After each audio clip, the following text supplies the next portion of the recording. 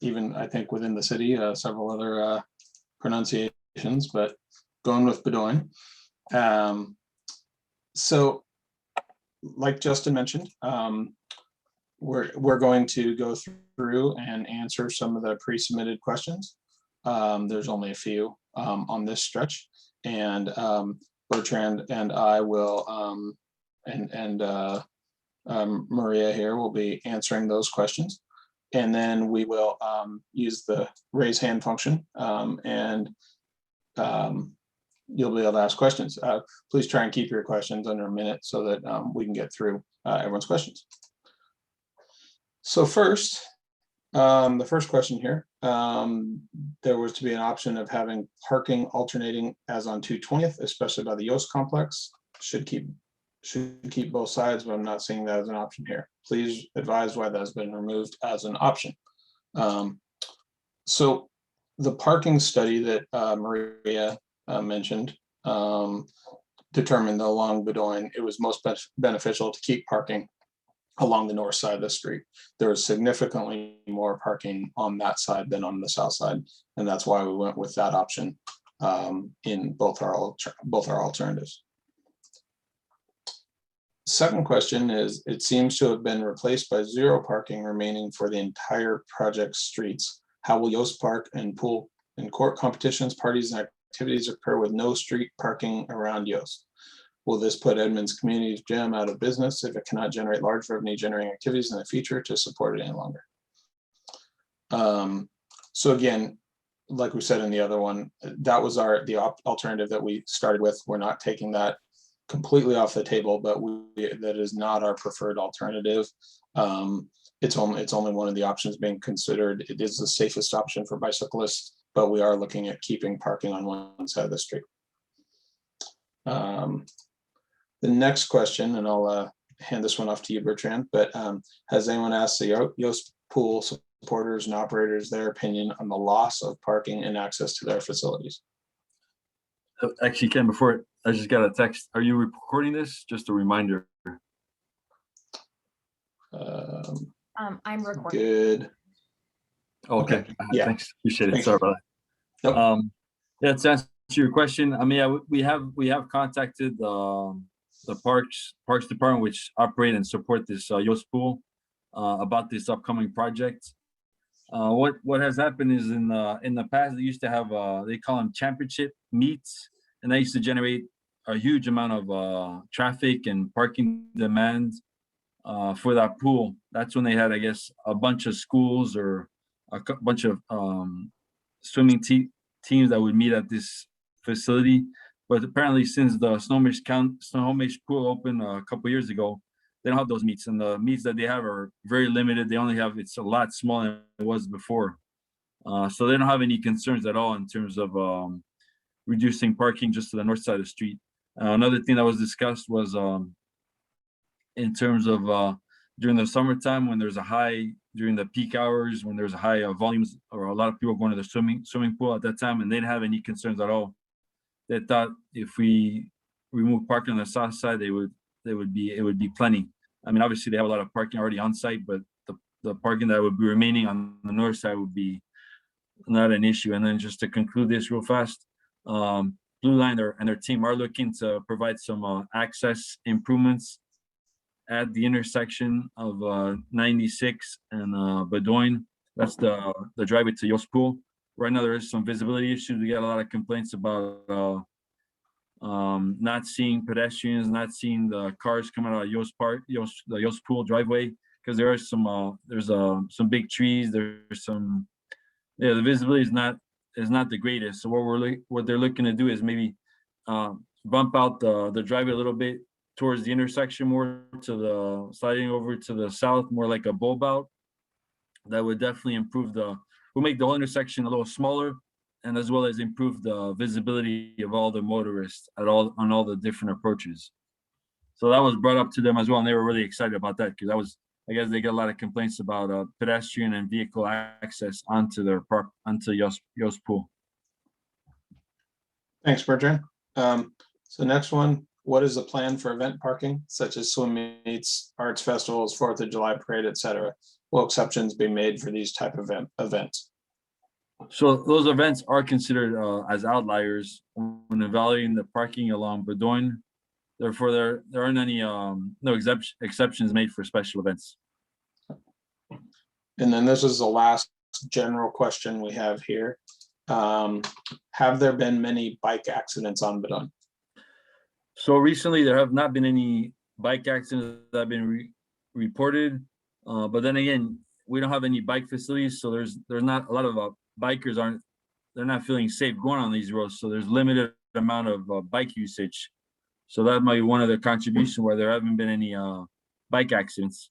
But definitely once these improvements are completed, so adding bike facilities as well as reducing the speeds, because right now Bowdoin isn't striped. There's no striping, so you pretty much have it's a 40-foot curb to curb. So you're gonna reduce the lane width.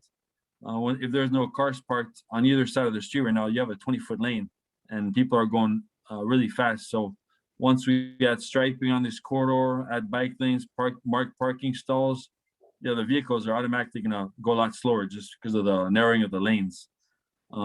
So at that time, yeah, we'll definitely have higher bike ridership at that time. Okay, so that was it as far as the pre-submitted questions. I'm going to stop sharing here, and then let's see. I don't know, Maria or Rob, if either of you have a chance to. I wasn't seeing the chat function while sharing, so sorry, trying to get through back to the chat questions here. Are these all from this breakout room?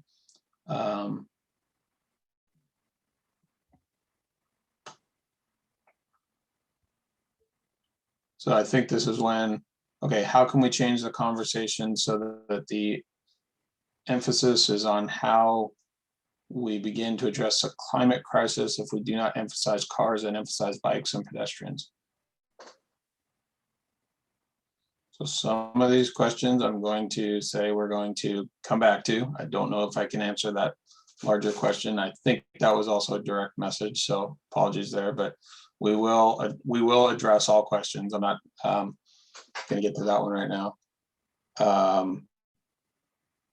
But I think that's, if I'm reading it right, in support of, yes, trying to get more people onto bike lanes. So next couple, I think, Bertrand, are you looking at these? Well, yeah, I'm trying to see what time we started. Yeah, so I started the 6:52. So the next, a lot of them seem to be about Yoast and the street parking as I'm glancing through these. Right. And that's not accurate about Yoast Park, not hosting large meets. Year-round facility as goal, only 52 parking spots inside the park. Near Yoast, still a lot of on-street parking by pool users as well as pickleball and tennis players. I don't agree with Yoast Park response. Consultants should be asking residents as we lose the parking in front of our homes. Sounds like we've already made the decision to remove the north side parking. No, we're proposing to keep the north side parking and removing the south side. Comments are not accurate. That's true for me. Okay. So I'm not avoiding the question. I'm just like, there's a whole bunch of them about the same issue.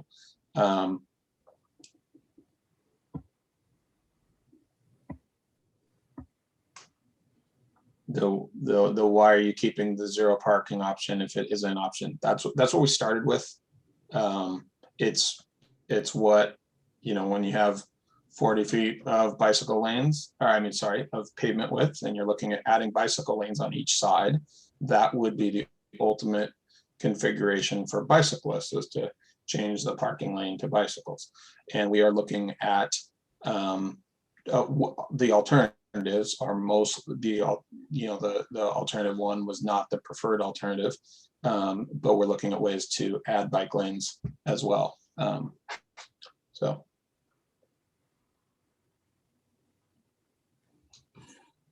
Bertrand or Rob, do you guys want to jump in at all as far as, like I said, a lot of these questions are regarding the parking and Yoast.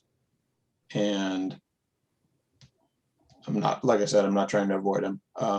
We know that there are certain events where the parking is used, but those are, like Bertrand said, those are outliers.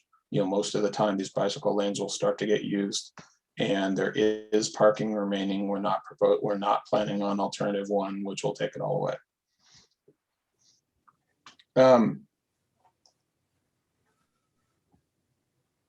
I'm not as familiar with the raise hand function here, or I'm not seeing it if anyone is, but in terms of unmuting and allowing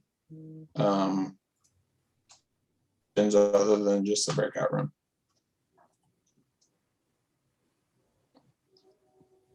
How's that work? Sorry. Okay, so Ken, if you click on the participants, then it'll open a Yep. window and you can see the raised hand next to a person's name. Okay, sorry, I had the chat open, so, okay, so. Like Ann Lawson Bierman has a question. Okay. So Sorry. go ahead. Let me, am I the only one that has control of that? No, I think I've unmuted, haven't I? Okay, there, I think I got it. Sorry about that. Okay, I sent some questions today, and my questions are about the number of streets that enter into Bowdoin, I call it Bowdoin, Okay. that have no other choice but to intersect with Bowdoin. And I went and counted using Google Maps and my own feet, and there are 15 streets that have no access or egress other than via Bowdoin. So in other words, when I often choose to use a non-bike lane street for driving, because I feel it's safer for the bicyclist and more comfortable for me, I don't have that choice. There is not that choice. Neither I nor others have that choice on 15 streets that intersect Bowdoin. There are also 8 multiple residence driveways that access Bowdoin.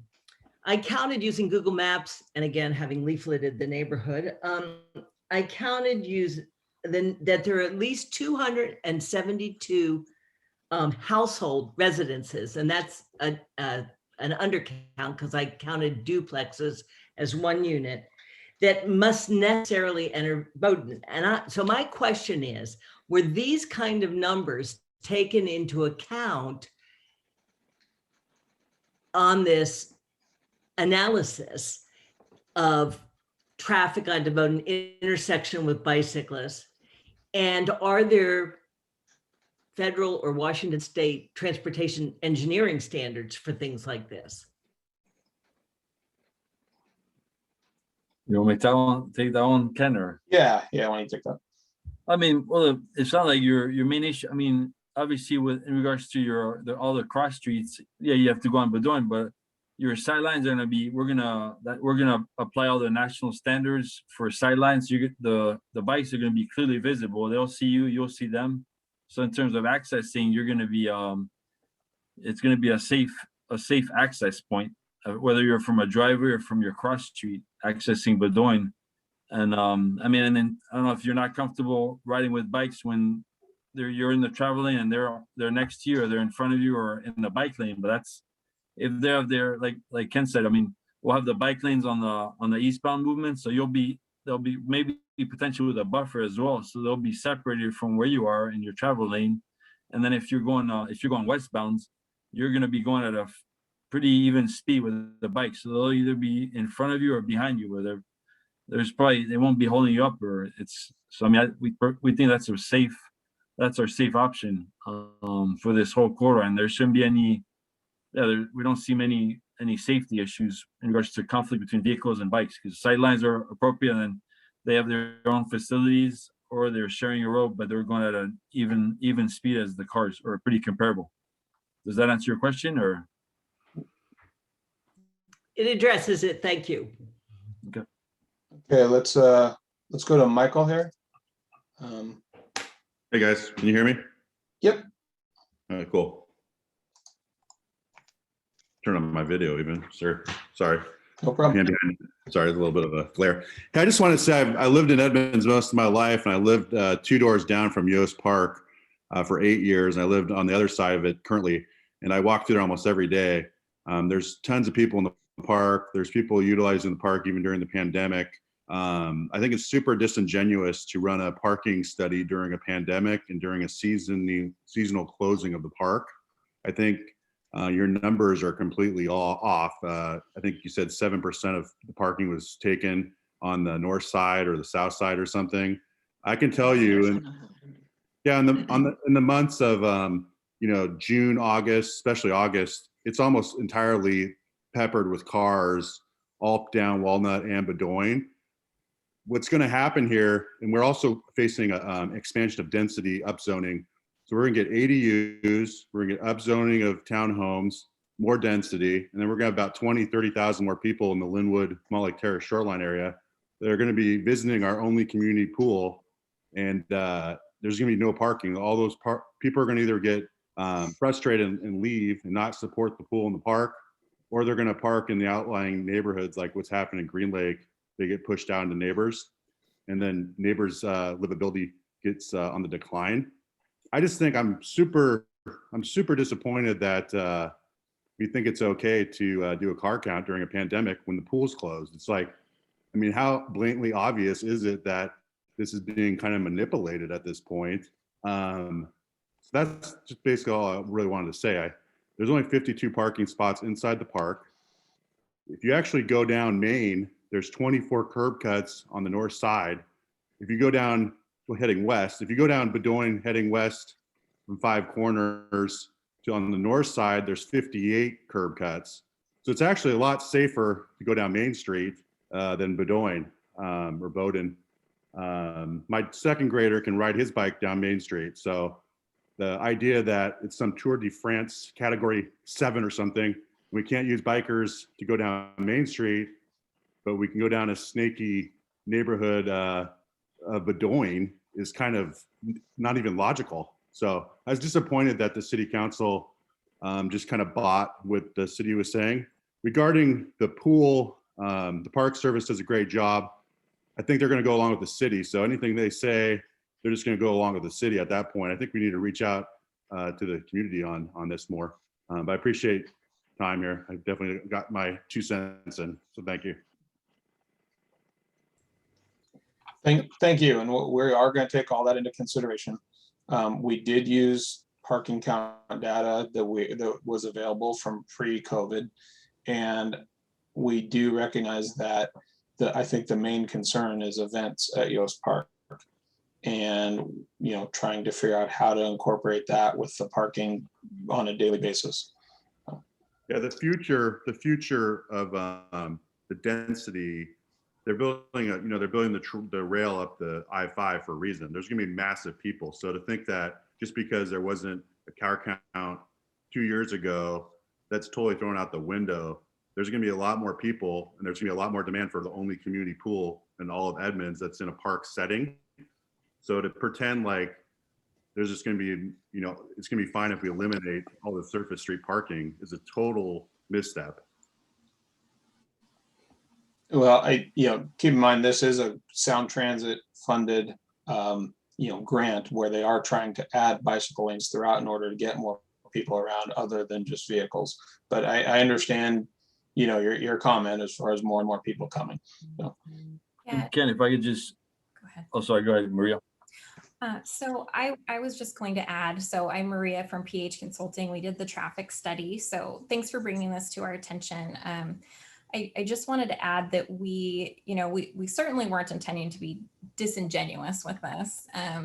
We did compare it to data that we got from the city from previous years. It does sound like we might need to take a closer look at it as we proceed. It does seem like there's a little bit of confusion about some of the alternatives that we came up with. So we're not intending to remove all the parking on the corridor. On Bowdoin, currently our preferred options would likely retain parking on the north side of the corridor, which is the side that the Yost Park is on. So I just wanted to make sure that we were all on the same page about that. Okay, go ahead, Bertrand. Thank you. I just want to, because your, I think it was your middle question in regards to selecting Walnut or Bowdoin compared to Main Street, and that's a question that we've actually expanded on. That was a question that was brought up a couple months ago. So if you go to our website on the project website on the bottom, there's a couple of questions, and just the main reason, there's a lot more detail on if you go on that website on the bottom. I think it's one of the last questions too. But it's mainly regarding a slope or the steep slope. Main Street, you have it's about a 10% grade for about it's like for, I think it's 700 feet initially, and then there's a drop, and then there's another 10% slope before you reach Five Corners. Whereas compared to on Walnut or Bowdoin, it's only 10%. I think it's like 200 feet, so it's a lot steeper for a much longer distance. Another reason we selected Walnut or Bowdoin is just in terms of the amount of traffic.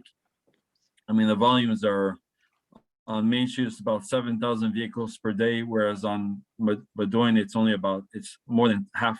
It's only about 3,000 vehicles per day. That was the steepness as well as the volume. That's the main reason we selected this corridor compared to Main Street. Let's we have about, looks like 8 minutes left in the room here. I'm gonna jump to a couple, I don't know what order it was. I think Vivian and then Kirsten and then Gayla. So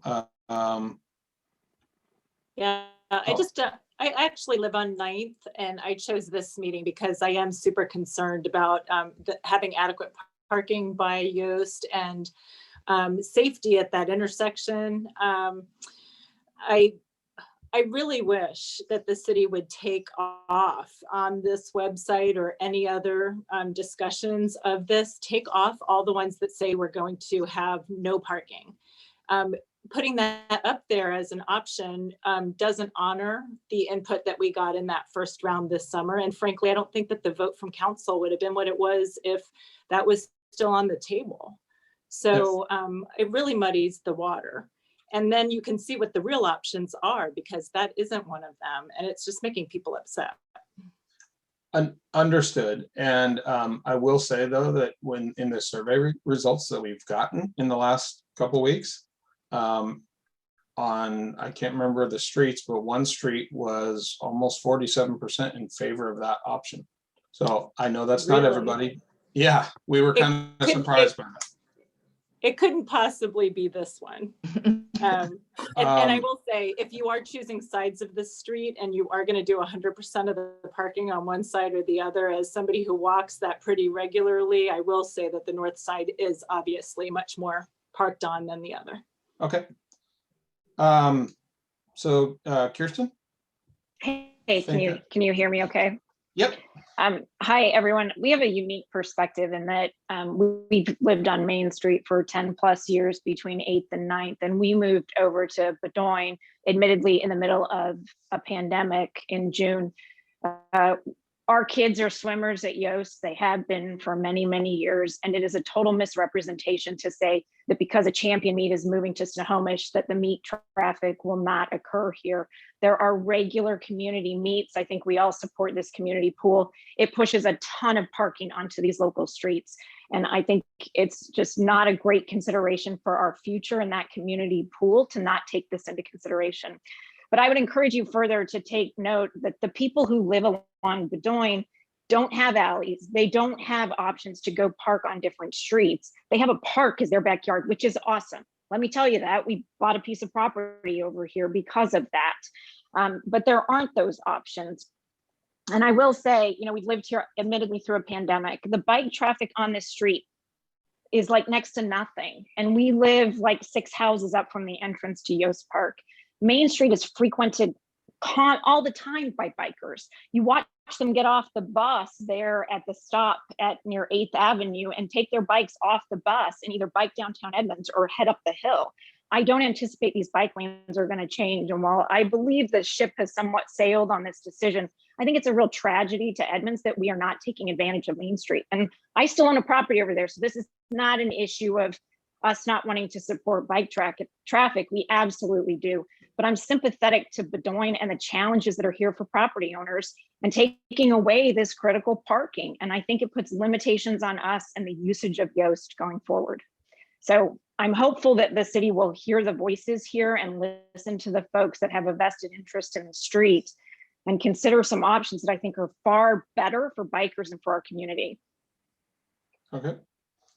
Thank you. Yeah, let's, I don't know if there's a specific question there, but I think we will be addressing it in addition to, the ship has not sailed on this, we are still evaluating. That's why we're doing this at the preliminary design stage where we're looking at different options and getting feedback.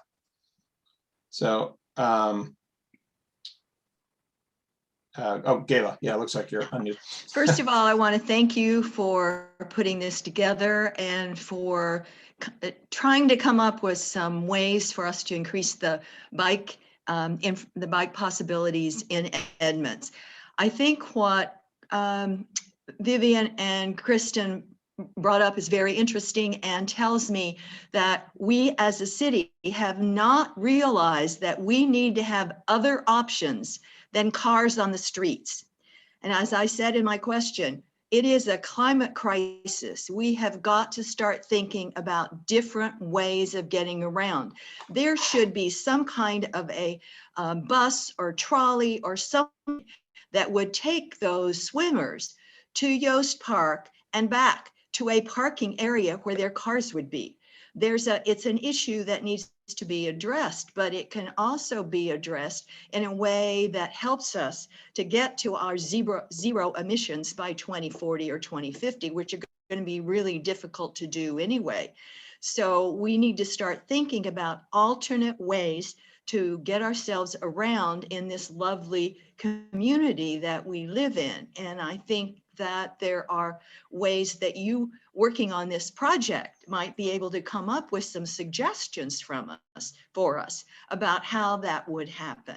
But I do thank you for putting it out there and helping us start discussing it and maybe come up with some better ideas. Thank you. Thank you. We have about 2.5 minutes left. So Greg, I think I unmuted you. Yes. Yes, I just wanted to speak. We live just off Bowdoin, and I ride my bicycle down Bowdoin probably a couple times a week. And it really would be an improvement to have bicycle lanes. I would feel safer. I much prefer riding out 76 to the bottom of the Meadowdale Park because there's bike lanes along there. It's safer. And what I wonder about is I hear property owners being apprehensive about this change that you're proposing. And I'm wondering what other communities do about adjusting people to this change. I mean, it's a change that needs to happen for environmental reasons, but it is of concern to people. I mean, I think that's clear. Yeah, thank you. Bertrand, I don't know, I know you guys did the project over in 76 and you've looked at this and other projects, 84th as well. Do you want to talk to that? We have about a minute left. I mean, those probably have been committed. 84th is a lot more recent, so I don't have any numbers. But I mean, like I said before, 76 and 212, yeah, in terms of providing another mode of transportation for the user, another alternate mode of transportation has been beneficial. Like I said, it almost doubled or tripled the volumes that were the number of bike riders that were on those corridors before. So I mean, we're hoping it's the same thing on this corridor. But so just to go over, yeah, your climate, it's gonna hopefully, and it's got climate benefits, obviously. So we have just about 30 seconds left here, and then we're gonna go back into the main room. We're going to do some kind of closing remarks and next steps once we get there. And then we will be sticking around for a little while longer after that. But then also, I apologize that we didn't get to the chat room here. There were some good comments and questions, and we are going to, like I said, we're recording this and we're about to get kicked out. So I'll see you back in the other room.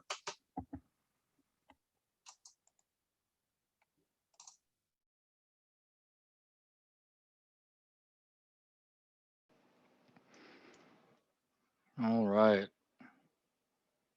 Looks like everyone's filtering back in.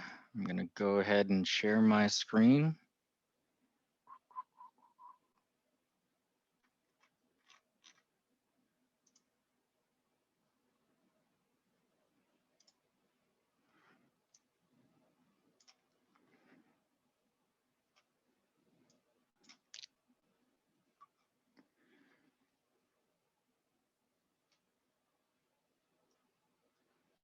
All right, I think everyone's returned here. So kind of closing up towards the end. And again, please stick around. We do have another opportunity to ask questions. Again, people are, staying extra late today to try to get to as many questions as we can.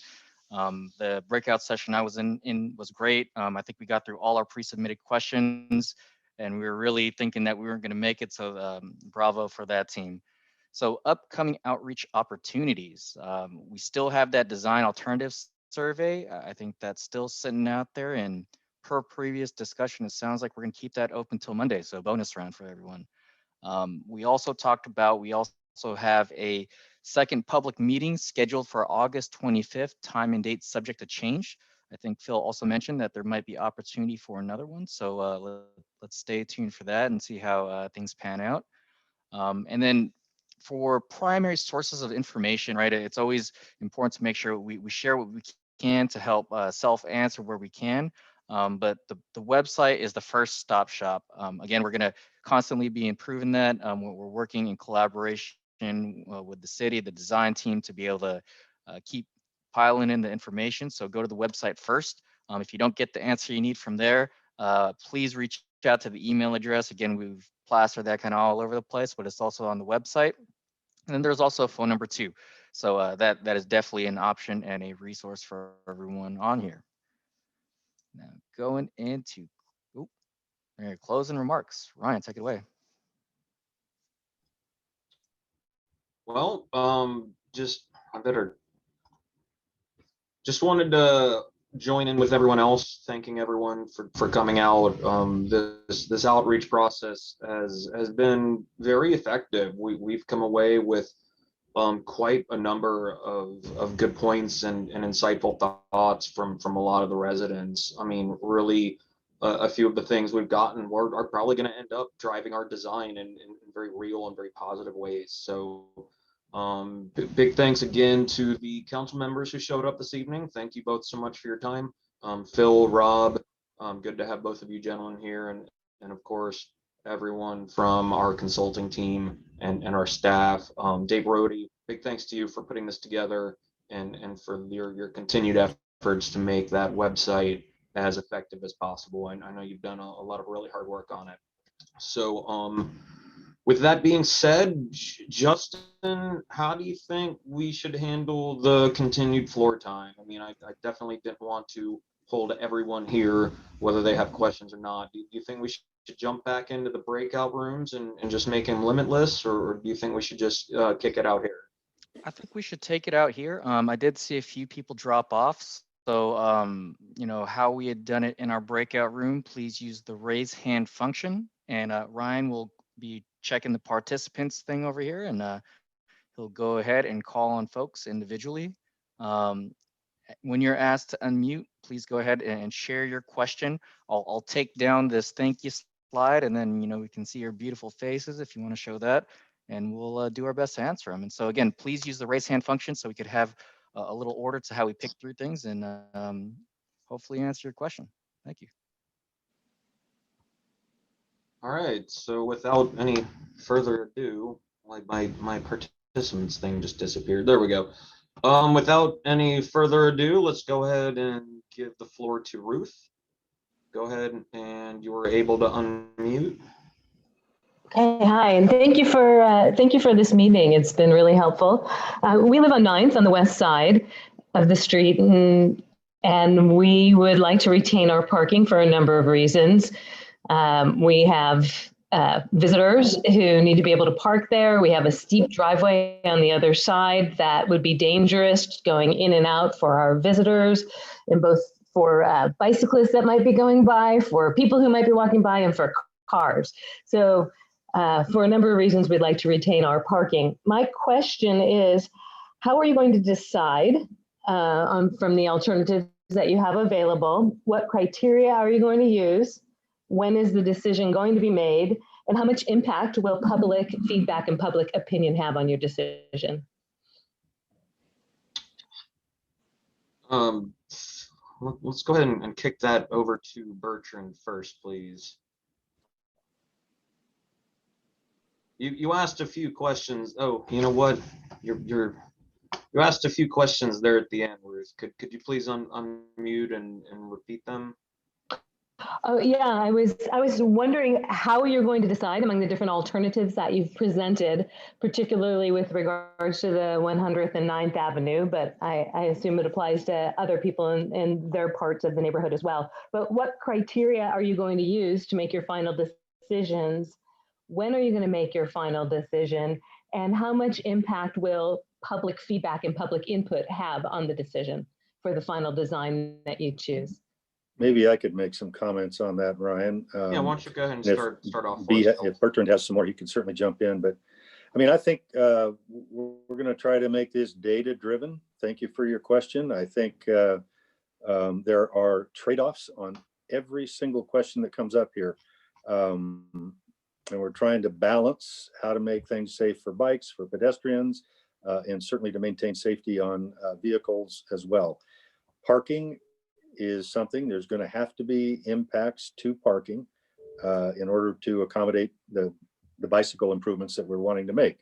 And there will be people that like the balance the city may select, and there will certainly be those that do not. And that's unfortunate. I don't know what else to do about that, but we will try to make that decision as much as possible be driven by data. And if you bounce the parking back and forth from one side of the street and the next side and try to split it out, which we did look at, you do end up losing an awful lot of parking in the tapers that are necessary to mark those.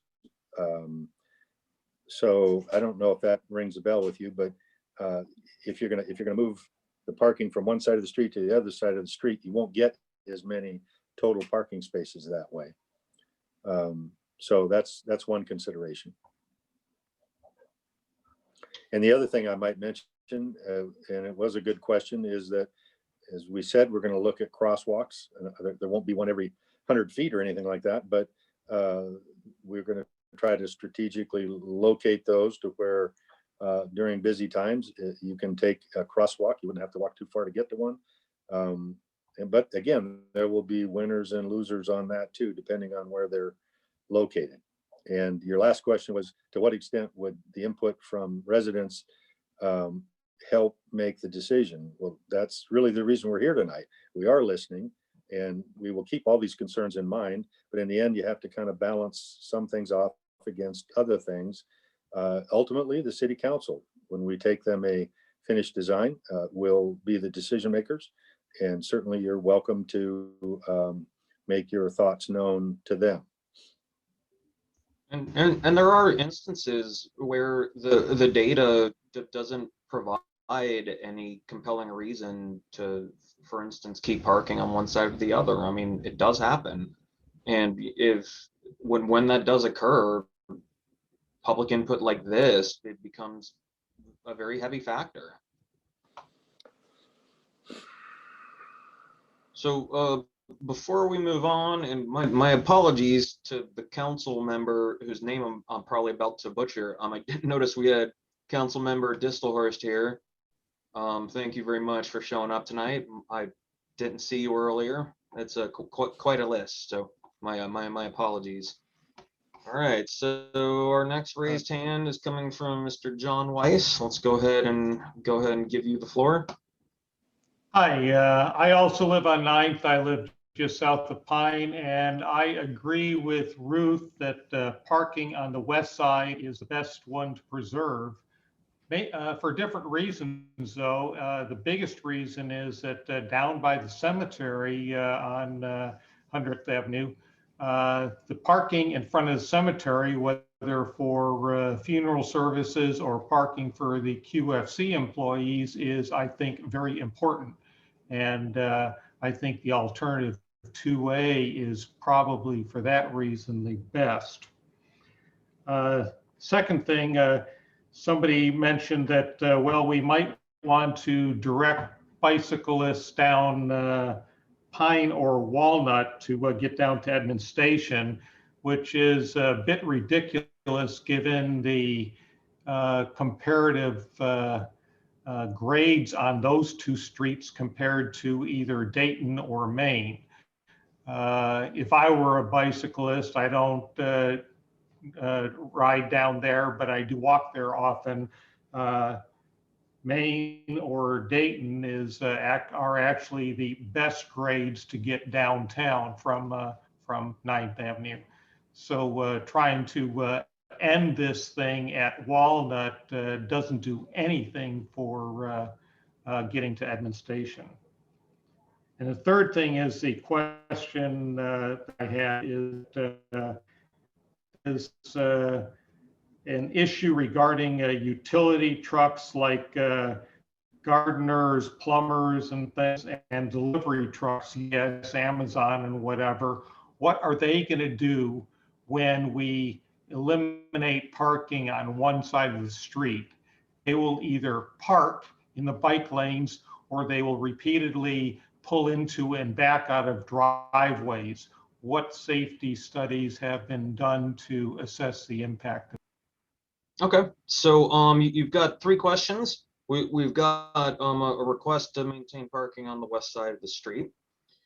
We've got the question about getting downtown. You're questioning the use of these other streets. Let's go ahead and jump after those 2 first. One, thank you for the pardon me. Thank you for the observation on parking on the west side of the street. It is something, again, that we're still very actively pursuing, and specifically in the area down by the cemetery that you identified.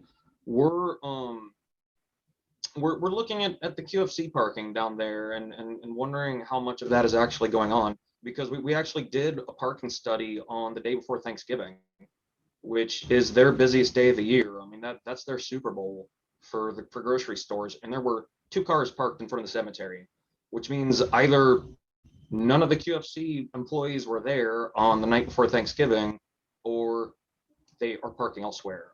So we're trying to figure out what's going on there, but that is something that we're actively looking at. Bertrand, why don't you address, please, the question of routes to get down to the station? Sure. So the reason we stopped at this intersection is there's a couple of reasons. Obviously, as you well know, the parking demand throughout downtown is pretty heavy. I mean, from if you go on Dayton from 9th all the way to the transit station, I mean, we're not able